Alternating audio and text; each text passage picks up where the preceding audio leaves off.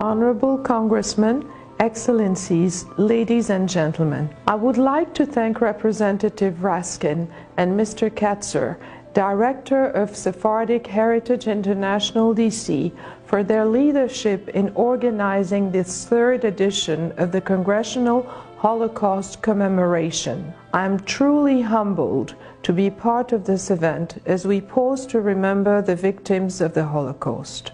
We are also here to honor the fortunate ones who managed to pull through this tragic ordeal and to hear their voices.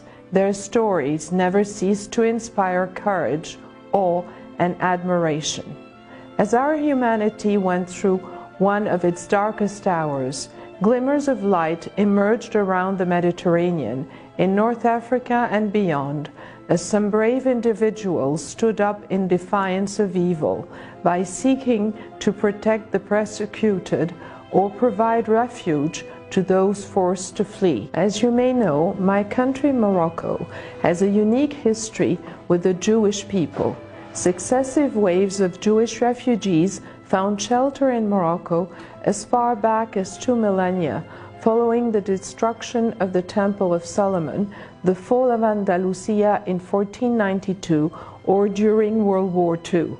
They formed a vibrant Jewish community that became an integral part of the kingdom's society and culture, as highlighted in our Constitution, which enshrines the importance of the Hebraic influence to Morocco's identity. During World War II, when Morocco was under French protectorate, my late grandfather, His Majesty King Mohammed V, stood up to protect 250,000 Moroccan Jews by refusing to comply with the race laws of the pro-Nazi Vichy government.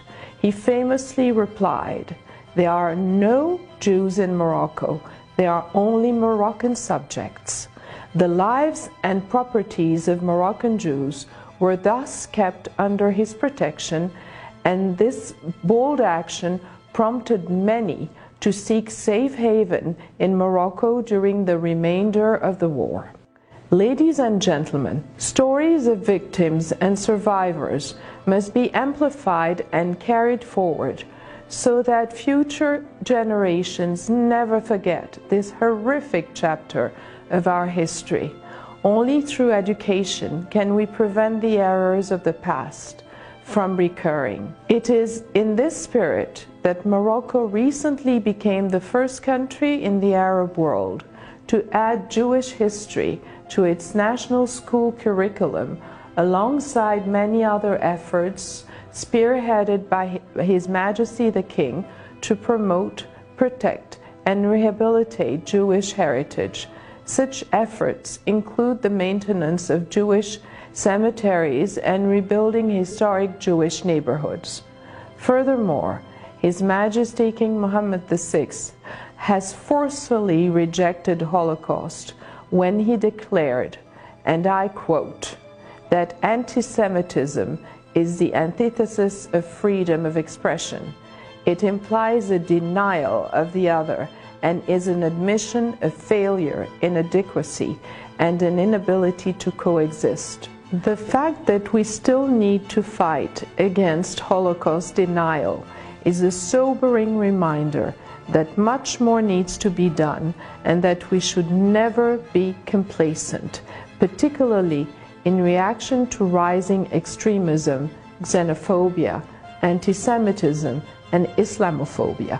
Intolerance against people based on ethnic origin or religion should have no place in our world today, or even, again, as we seek to make this reality, we all are required to never forget and to work collectively to ensure that no one else does. You can always count on Morocco to do its part in building a future of peaceful coexistence. Thank you very much.